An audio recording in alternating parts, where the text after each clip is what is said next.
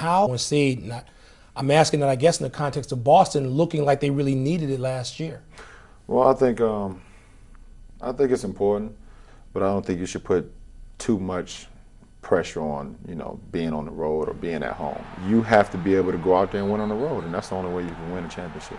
I know it's an individual thing and your first goal is to win a championship, but how much does MVP matter to you given the names on that trophy? I think anytime you can be associated with greats, it's a good feeling for myself. It's a good feeling just to be in the same likes of these players have, who laid down the stones before myself. I'm so much of a team guy that it's hard for me to look at the MVP trophy. One thing I try to be the MVP and the best player for our team when we go out there every night to try to win basketball games. I feel like team success, individual accolades take care of itself.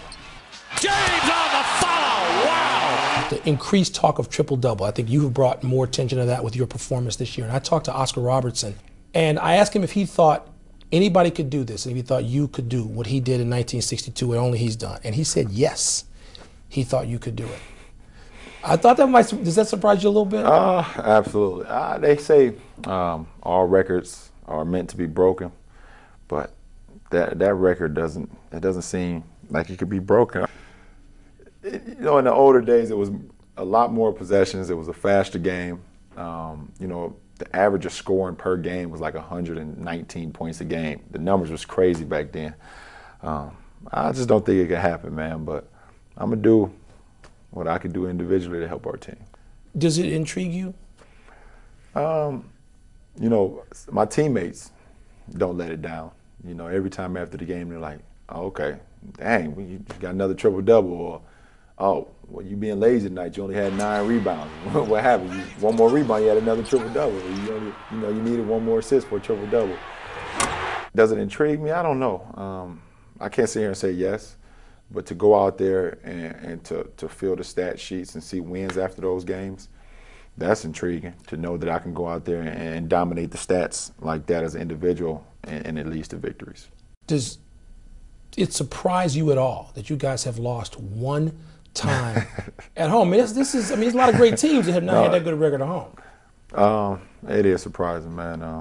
What we've been able to do at home it's not explainable.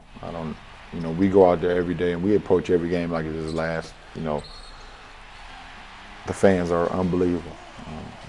They come out there, even with the economy being down and people losing jobs and things like that. Our fans come out and support us every night, and we appreciate that. We thank them every night for coming out there and supporting us, and we try to show our appreciation by putting on a good show for them every night. President Obama predicted Lakers, Cavaliers final. I don't know how well he did in the Final Four. With the whole Barackatology? Yes. I think the president is a big fan of sports, man. And I think people shouldn't look aside the fact that he's a fan of the games and basketball and things like that.